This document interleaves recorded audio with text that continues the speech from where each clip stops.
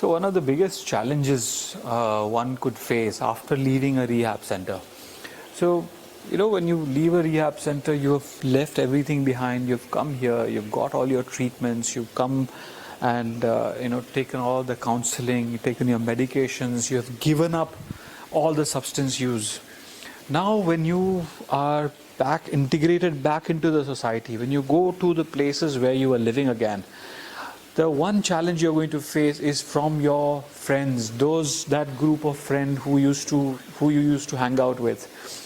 Now, when you go and hang out with them, when you go and meet them again, they are going to tell you that, come on, let's just have one. You have now overcome. It's not a problem like before. Try just one drink or one, puff, or it's not going to make a big deal.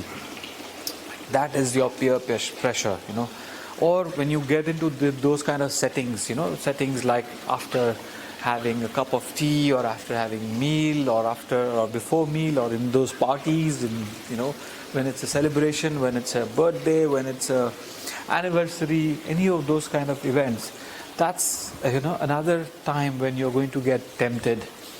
So when you leave from here, you need to be sure, you need to be determined that you're not the only one. There are majority of humans on this planet who are not addicted, who are not consuming anything, and they are okay. As children, what I would do is, as a child, I had no addictions, I had no issues.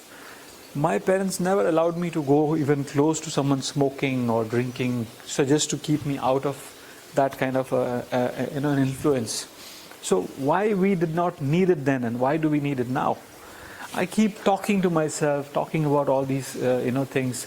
Then one last punchline that I bring in. This is not a doctor's advice, this is not a clinical advice. I just do this on my own and it works for me. So try it out if it works for you. So last thing what I do is, we humans are driven by ego.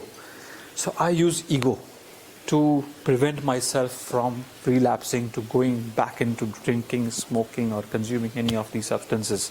I put my ego against it. So the time I quit smoking, I said, I'm going to use all my ego, all my power against smoking. Now let's see if that cigarette has the power to get into my mouth again and it make me smoke. I won't let it let it smoke me. I took that challenge. I put that ego in front of that smoke, that cigarette. And that was it. Instead of you using the ego against people to try and prove your superiority or proving that you are right, I tried to use that against that evil thing which was killing me every day. Now I'm free from that. So I built these kind of systems in my own brain. And what you can do yourself is more powerful than any doctor, any psychiatrist, any counselor, anybody on this earth can do for you. If you can change yourself, nobody has the power to change you back to those problematic lifestyles that you were in earlier. So if you decide, nobody can stop you from achieving it. Wishing you all the best. This is a little small talk about what happens after you go out of alpha, or after you go out of a rehab center and get back into your normal life. Cheers.